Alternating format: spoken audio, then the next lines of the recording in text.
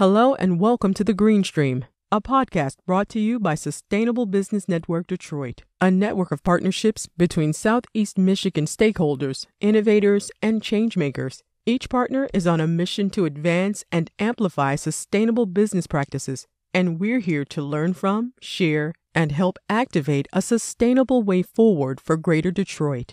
If you enjoyed today's episode, please like and subscribe wherever you get your podcasts. Leave us a review and join the conversation on Facebook, Twitter, and LinkedIn. And head over to our website, sbn-detroit.org. Now, let's listen in to our conversation with today's sustainability leaders. Hello, my name is Donna Kashian. I'm on the steering committee for SBN Detroit. I'm both a professor and director of environmental science at Wayne State University, and I lead a graduate training program in environmental sustainability. Today we have Gretchen Valade with us from Carhartt, and we're going to talk a bit about Carhartt, its role both community-wise and globally in terms of business sustainability.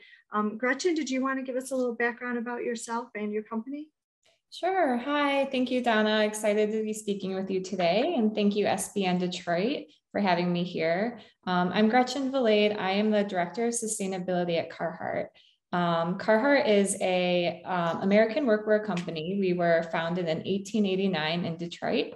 You may know us for our quality, durable workwear. We're known for our brown duck clothing, so that those brown jackets that you may see people wearing when they're working in the skilled trades. I'm happy to be here. Well, I just want to comment on that a little bit. You mentioned working in the skilled trades. As a biologist, we use Carhartt all the time in the field, and we will use your vest and stuff in a lot of different avenues. So I think your clothes are being used for things you can't even imagine because of their, quite frankly, their durability and their warmth in the field. So on behalf of all the biologists out there using Carhartt, I want to say thank you. And I know when my students graduate with a PhD, I buy them a Carhartt vest when they graduate to use in the field as a treat. So thank you very much. Can you give us a little background about the Carhartt company? Sure. Yeah. So we were born in Detroit again in 1889, and we've stayed in Michigan ever since. We're headquartered now in Detroit, or in Dearborn. We're a manufacturing company as well as a brand. We still have our factories in Kentucky and Tennessee, as well as in Mexico, but we have a global supply chain. We're known for workwear. Our consumers are in the skilled trades, but you might be seeing our brand pop up a little bit more in the fashion world. If you go to Brooklyn or if you're in New York City, you might see our knit hats with the logo, people walking around, that younger consumer. But really, we build functional apparel. We're really focused on using our product as a tool, and we don't really design towards trend at all. Just a happy coincidence, I guess, that people are choosing to wear us that way. Yeah, it's always fun seeing the logos around. I actually do like seeing the hats, the little knit hat. So it's nice to see that. So how does Carhartt view its role when it comes to sustainability in the garment industry? Yeah, so at Carhartt, we really think about sustainability under an overarching department, or I guess function, of DE&I, natural resources, and community. So we really see all three of those areas really interconnected. And then how we're structured at Carhartt is that we do have different teams overseeing each of those three areas. So specifically, the area I oversee is that natural resources or sustainability area. What I'm really focused on is reducing greenhouse gas emissions in our owned and operated facilities. Designing sustainable products. We're a brand that has products that consumers use. We're really focused on our fibers that we put into the products. We're focused on the durability of our product, making sure that our products can stay in use as long as possible. Many times our garments are handed down from generation to generation. We love hearing those stories. We love hearing stories about coats that have been worn for 20 years, and then passed on to their grandchildren and worn for another 10 to 20 years. So yes, that durability and circularity of keeping products out of the landfill is really important to us. And then being transparent. We know that consumers are really looking to understand how brands are participating in the sustainability space. So we're really focused on bringing that forward to our consumers as well as our associates. And also not only what our brand is doing, but what our partners are doing in supply chain. So being able to map out where our products are being made and really be able to tell that story and share it with people if they're curious or want to know. Very nice. And by DEI, you're referring to diversity, equity, and inclusion, right? Yeah, diversity, equity, and inclusion. And so with that, in Detroit proper itself, does Carhartt itself have an active role in Detroit regarding sustainability? And what role is that? And how do you bring DEI into that?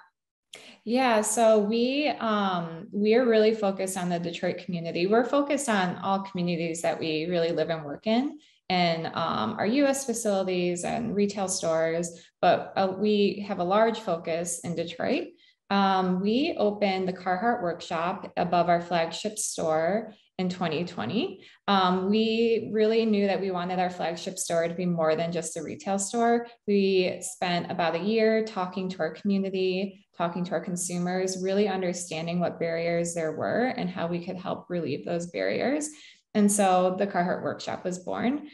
Within that, it is really meant to serve as a community space so that small businesses, nonprofits, any individuals that need meeting space to get work done, they're able to come use our space for free and meet and get work done. And we also have a tool library. So a tool library is similar to like a library that has books, but has tools. So the public is able to come in, rent tools, ask questions about projects that they're doing in their own home. We have a tool expert there. They show them how to use the tool, and they can rent that tool for a week or 2 weeks for free, completely free.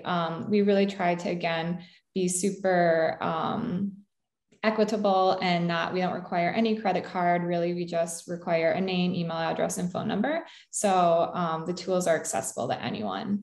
So that was a really great project to be able to support our local community. On the third floor, we partnered with Isaac and the Industrial Sewing and Innovation Center, which was founded here in Detroit. And we worked with them to build out an apparel manufacturing factory. And the focus of Isaac is in workforce development. Sewing, people might not know or think about, is actually a skilled trade as well. So it's really hard work. And we really wanted to be able to build that workforce development here in Detroit in our industry. They're also focused on sustainability when it comes to the apparel industry. They're focused on really just career path advancement, bringing innovation and technology into apparel manufacturing that really isn't always found in the US anymore because the industry supply chain really did go overseas. So it's a really great opportunity for workers to be upskilled and therefore get higher wages and have a career path outside of the sewing floor as well. Another area that we're really focused on is just the city of Detroit itself. We partnered with the Outdoor Industry Association. They have a segment called Thrive Outside. So we worked with them to bring Thrive Outside to the city of Detroit, which is really great. So being able to experience outdoors is really important. And a lot of times kids within the cities in general don't have that opportunity. So what Thrive Outside is doing is it's bringing those outdoor activities and the opportunity to be able to spend time in the environment, whether it be camping or hiking or riding a horse, being able to not have to go away to camp for a week and then come back and, not be able to have that opportunity in the city. Well, those are really neat. I have not heard of Thrive Outside, so I will be looking into that further. And when you first started talking about tools, being Carhartt, and I grew up in a place that there was a lot of mills, and the textile industry was huge. And it's kind of died away there. So when you were talking about tools, I was thinking they were specifically in fabric as a trade, but you're not necessarily. You're also talking about hammers and those types of tools, right? Is that? Yes. Thank you for clarifying. Yeah. So the tools in our Carhartt workshop that we are renting out or lending out, I should say, they're tools like a hammer, a table saw, really DIY home projects, gardening projects. I know, especially at this time of year, it being the end of May, a lot of people are building their garden boxes and able to go to the workshop. And we actually offer workshops at the workshop where people can learn how to build their own garden boxes in their own backyard. So it's really focused on home improvement and lawn care. Well, that's really, really cool. I had no idea. And that's something I would love to see and hear more about. So in that, so Wayne State also has our fashion, Wayne State University Fashion Design and Merchandising Department. Have you ever engaged? I know Wayne State, one of the big missions is the community involvement in addition to education and whatnot. Have you, Carhartt, engaged much with that group, and are internships, or has there been any development around that? Specifically with Wayne State, actually, I was working with one of their materials and textiles classes, I believe it was, when we were building out the workshop. And it was right before the pandemic. So unfortunately, we were not able to finish out the project, but we were working on a display that the students were able to think out of the box and really create on their own this visual display that would be in the workshop right when you walk into the space. So unfortunately, with the pandemic, we weren't able to finish that project, but we love working with our local schools. There's, of course, definitely always opportunities for internships or collaborations on projects. We'd love to learn more how we can partner with the school, especially with the Carhartt flagship store being right on Wayne State's campus. Yeah, it's literally right down the road from us, so it's pretty nice. I know a lot of people. We go to lunch and then we stop by and just browse through the merchandise. So it's very nice to have you guys so close. So what are the most impactful, sustainable things a Detroit garment business in general can do to really make a difference, in your opinion? Like what are you listed so many that were amazing. What do you think is the most impactful? Are there ones you're thinking about for the future that may be more impactful or just in general? In general, I think for specifically the city of Detroit, Detroit is really, there's so many creative people here. I think that art and design in particular is really highlighted in the city. And we're also a manufacturing city as well. And so I think with those two skills, there's really an opportunity to rethink what the industry could look like. We don't have like a system in place like cities like New York or LA. We're really able to kind of think outside the box, bring modern technology, be able to think about our workforce a bit differently as well. And so I think when thinking about a sustainable garment brand here in the city of Detroit, just leaning on the values and the skills that they have and really leaning into them. The thing with sustainability I've learned is that there's so many different ways to be sustainable, but to make an impact, you really have to narrow in and focus on what feels right for you and your brand or your company or you as a designer, and lean into that and really, really focus your efforts to make the biggest impact, because it's really hard to do everything. And I think to start off, it's really just building that foundation, understanding where you are today, and then setting goals and targets and working towards reduction, whether it's reducing energy use, reducing waste, reducing water, or maybe for you as a brand or an individual, workforce development, that social impact is really important. So how can you build that workforce development into your values, into your initiatives, into how you work and do your business? And so what does your relationship with the Center for Creative Studies and its sustainability mission look like? So we do have a long history of placing CCS students as interns and then hiring them on as full-time associates. So we have that close relationship with them. We are also working with Aki Chocolate, who is the chair of the Fashion and Accessories program, on a class project in fall 2022. The class is doing an upcycling project. And so our design and the design development team is working closely with them to be able to help support their upcycling garment project. And we will actually be showcasing their products in the Carhartt workshop once they're completed. Do you feel you have more, as time has gone on and we've had this pandemic, do you feel the ability to obtain sustainable clothing and materials has gotten harder over the years, or is there, but we also have this environmental movement to move towards sustainability.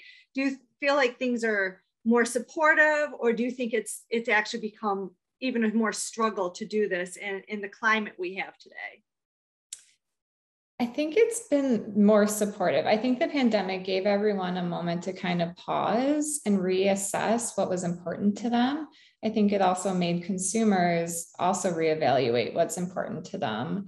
There's been a lot of conversation about people, about the environment. And I think those two things are really on companies and brands, especially within the apparel industry's mind, as well as consumers. So consumers are actually seeking out and asking these questions. I think that it's incredibly challenging, especially within the apparel industry, where there's a system in place that has been in place for forever. It seems like for a really long time. So be able to change something that is the way things have always been is incredibly challenging. Being able to reassess what resources mean, what values mean, and different advantages. Like, so for instance, choosing a sustainable material might cost a little bit more, but what other advantages does it have to your business? Does it help you reduce your greenhouse gas emissions, and then therefore helps you reach your goal, your corporate goal? So I think it's just weighing things a little bit differently, which can be, of course, very challenging and definitely needs support from leadership from the top down. So I guess that kind of leads into, what do you think is your biggest challenge with the work that you do when it comes to sustainability? I think there are many challenges. We like to say that we are at the beginning of our journey. So at this point in time, we're really looking to understand where we're at today and become more efficient. And so I think that collecting data in an accurate and full way can be incredibly challenging if it's your first time doing it and setting up processes. I think the setting up of the processes and having the correct documentation is a learned skill that needs to be built into the way that you do business. So setting that foundation is incredibly important.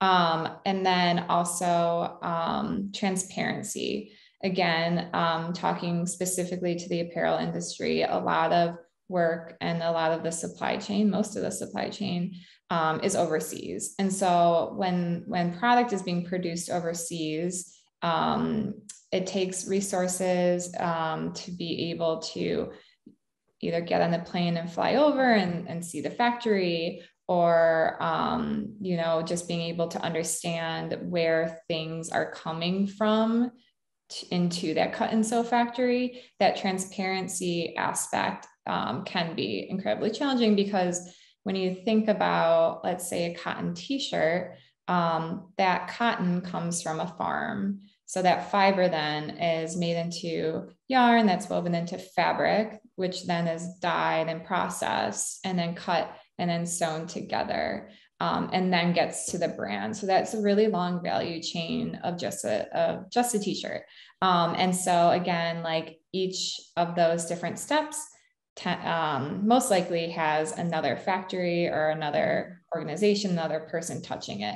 So being able to really see from fiber to the retail shelf can be incredibly challenging.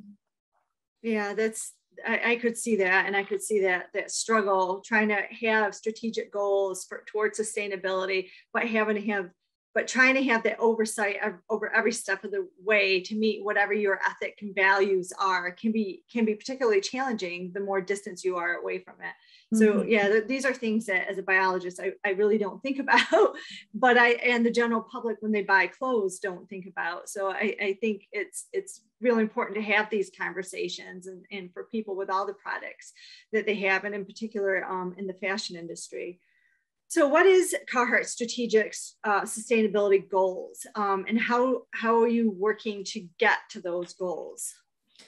Yeah, so our overarching goal is really to build a better world with all hardworking people. So we really are looking at it from a holistic point of view, and again, really including that inclusion, that diversity, equity, inclusion, natural resources, and community. And we're really focused on reducing our greenhouse gas emissions. We are baselining our greenhouse gas emissions right now. We did baselining in 2019 and realized, okay, we maybe could go about this in a better way. So we're actually re-baselining,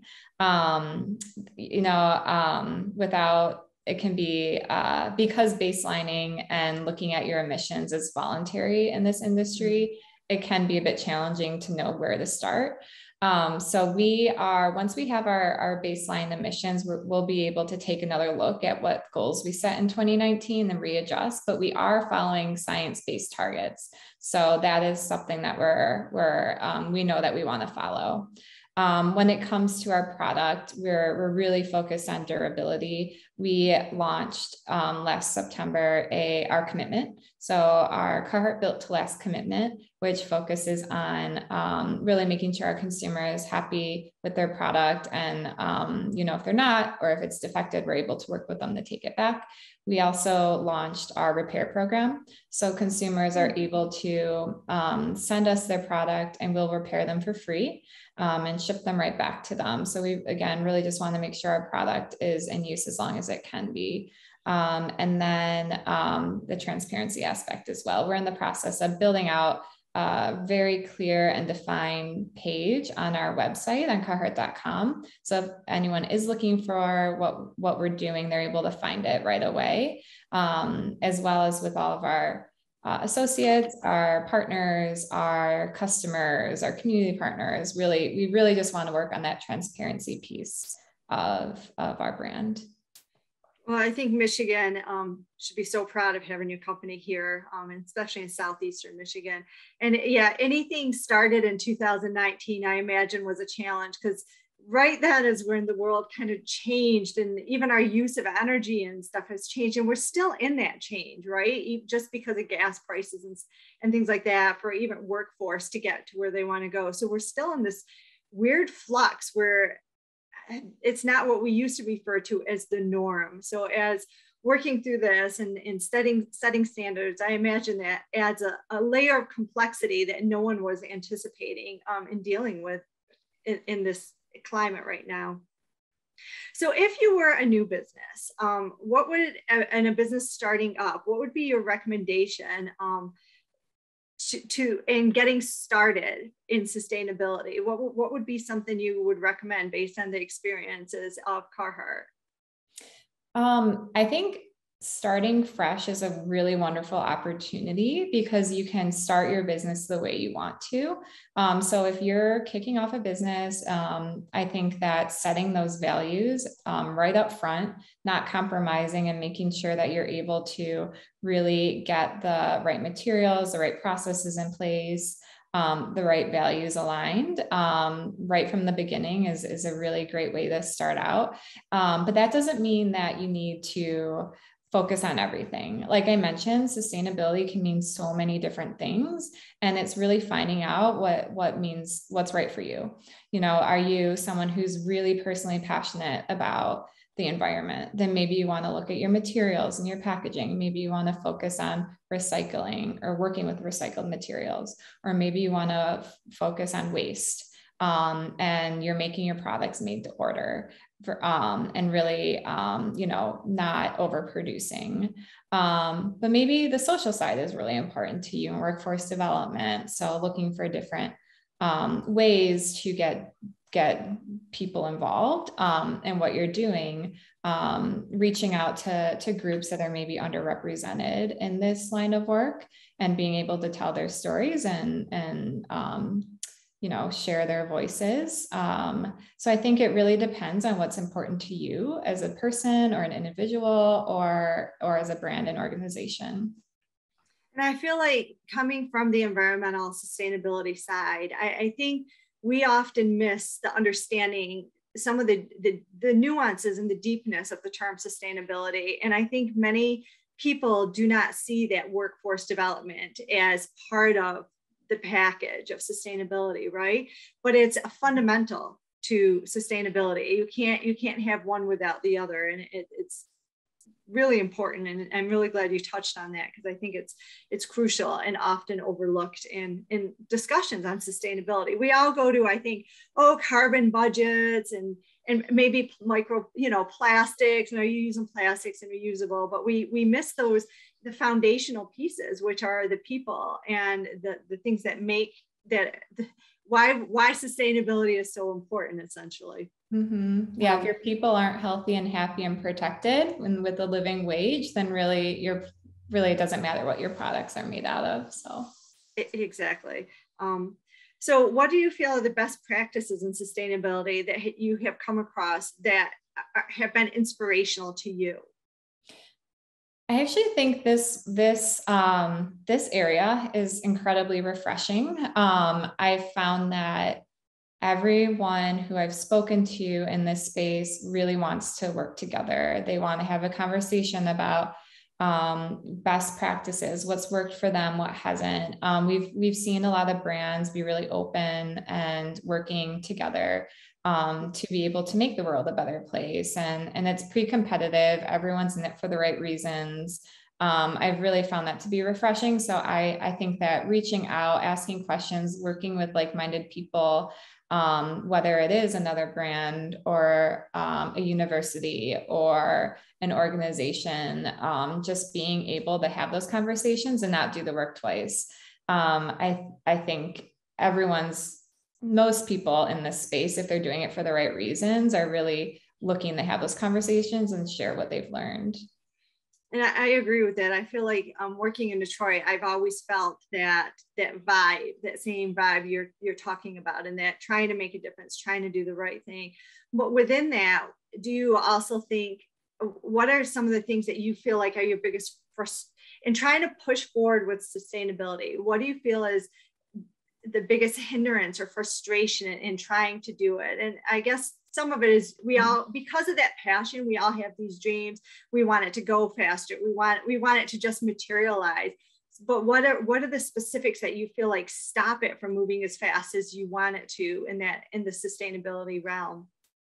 Yeah, that's a really good question. I think because everyone who tends to work in the space is incredibly passionate about, they want to get to the end, like right away. And so that's something that we're learning as well. Like I mentioned, with redoing our baselines and really being able to set up that roadmap. So building that foundation, understanding where you're at, and then focusing on efficiencies versus jumping forward to maybe something you're not ready for yet. When it comes to energy, we have the point of view that efficiencies should come before something like building a solar roof, because we want to make sure that we're actually valuing the energy coming in and being able to, again, just be more efficient with how we're utilizing this energy. And then, in a year, once we have that established and we have the right meters and sensors in place so that we get this really good data and able to make improvements wherever we might need to do that. Then we'll look into how can we bring renewables into our facilities. So I think it's having that baseline understanding and building out a really great roadmap. Again, when you think about circularity with products specifically, we did build out that roadmap. We first, of course, build the most durable product that you can. And we started with repair. Next, we're looking into how we can get into re-commerce or being able to resell our product because we know it's built to last. And then we can look into upcycling and downcycling and things like that. So building out that roadmap, even though, again, it's hard to not jump to the very end, I think is really important because we only really have limited time and resources and people to do these things. So we need to make sure that we're doing them well. And I feel like when you talk to businesses a lot, or you just experience businesses and some products that used to have a history of being durable, they used to be all the things that I think Carhartt's still hanging on to, and they still are, that's part of your mission. And then you hear the argument, or just even in electronics, it's created to only last so long. So you keep getting people to buy more. How do you get around that? Is it just on the, I know everyone I know with Carhartt products, they last forever. But if the argument for some people, I mean, I don't know, it's a conundrum in my mind of like making that profit and having that durability, which I value so much in products, especially in biology, and we're going out in the field, our stuff has to hold up. Biologists don't make a ton of money either. So you want your field gear and stuff, you want to buy the highest quality, the most durable, and for it to last, and not buying into that idea that, we should replace it every year. Do you hear that? Do you ever get pressure in that realm to like, okay, go that route? No, so luckily our leadership is incredibly focused on the durability. One of our values is respecting our consumers' hard-earned dollar. We know that people, especially those in the skilled trades or who work with their hands for a living, they don't always have the extra income to be able to continually purchase product, throughout the year, like someone who maybe is purchasing for fashion might like to spend their money. And so we are really, really focused on the durability aspect. And really, honestly, I think if anyone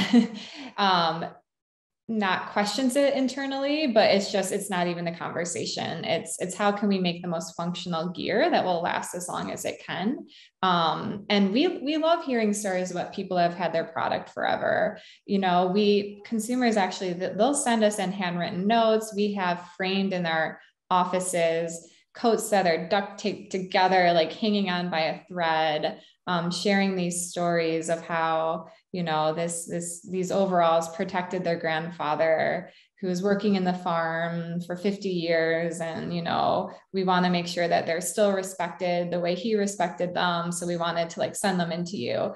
We really love those stories. So our value, our internal corporate values include just making sure that we're respecting our consumers and really building them products that will last. Yeah, and I'm so glad your company does. In biology, fish hooks. Carhartt, pants, they tend to protect you from fish hooks because they end up everywhere.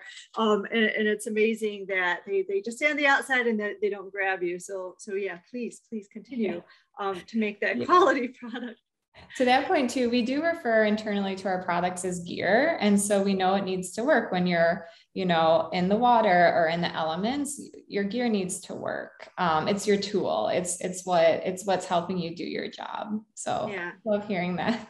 And I don't think people are, sometimes they don't put the math together that product that you're not rebuying every year is worth its weight in gold compared to the dollars you are spending. Because there's also, if it's wearing out, there's also a period where it's not particularly functional that you're holding on to it. So not only are you spending money over and over again, but you're having a period where it's not doing justice for your purchase. Mm-hmm. So if you're to look ahead in Detroit and the positioning in the Dearborn, Southeastern Michigan area, to 2050, what does sustainability in the city look like then? Well, how do you think, I mean, this Carhartt's a piece of this, right? But also the greater, where do you see us being in, in 2050? Yeah, that's a really good question. I think Detroit is so unique in so many different ways. We already talked about how we have such an appreciation for art and design, and we have a history of manufacturing. So I really see us bringing those two things together as a city and bringing innovation and a lot of like new technology into this space, whether it's for apparel or any other industry that's located here. Really focusing on those upskilled technology workforce plan and development, because we have the space for it. We have the people who are willing to work hard. Detroit is really filled with hardworking people who are very passionate about what they do, and a workforce development that I think that the city and the industry could really connect into as well and help support. I also envision it being a greener city. I think that, again, focusing on what is coming to light and what topics are in general today, being at 2022, I think that there is a larger focus on nature, planting trees in the city of Detroit can help clear the air. So we'll filter the air, have cleaner air, provide shade to urban communities. There are just so many benefits to having green cities and having trees within cities, keeping temperatures down, many things. And a focus on water, of course, with Michigan having the Great Lakes. I think that there'll be a greater appreciation and really creative and innovative ways to be focusing on our waterways as well. Yeah, I agree. I know we at Wayne State, we have a lot of students in the sustainability groups doing green infrastructure and working with Planted of Detroit, trying to do some of the things that you've mentioned. So I agree. I think we're headed in the right direction in the waterways. I mean, Detroit sits on one of the connecting channels of the Great Lakes, and taking advantage of that and protecting it. And we've done such a wonderful job. I mean, just the fact that we now have beaver and bald eagles back, it's amazing. So what are some of is there anything else you wanted to talk about regarding Carhartt? But I did want to mention one thing, so last week, a bunch of people, it was the second largest meeting of the aquatic scientists in the world ever, met in Grand Rapids. And in Grand Rapids, there was at that time a group too. They were women scientists from African nations. Do you know what I'm talking about? Mm-hmm. So in that, I just learned that Carhartt has met with them and had the opportunity to interact and donated field gear to all of those women scientists. Do you want to tell me about your interactions, if you're familiar with that program and that? Because to me that's this interview was scheduled and that little piece of Carhartt in my world collided a little. So I thought it was pretty exciting. Yeah, that's so wonderful. So we worked with the Nature Conservancy of Michigan to be able to help support the women who are coming over from Africa. It's amazing to learn that there's all the way over in Africa, there's similar waterways as there are here in Michigan, and such a nice connection, and being able to bring those women, specifically women, over here is just such a wonderful opportunity for us as well as them. So we worked with the Nature Conservancy to understand what did the women need? Like, if we could provide them with product, what would they like? And so, initially I'm thinking like, okay, they maybe want like pants, shirts, like, I don't know, maybe some basic product, but really they came to us and they told us that what was really hard for them to get in their communities in Africa were good work boots, raincoats, and backpacks. So we were able to provide those three things to each of the women who were here visiting Michigan. Oh my gosh, I'm glad you shared that. I would have thought it would have been, pants. Yeah. That's really neat.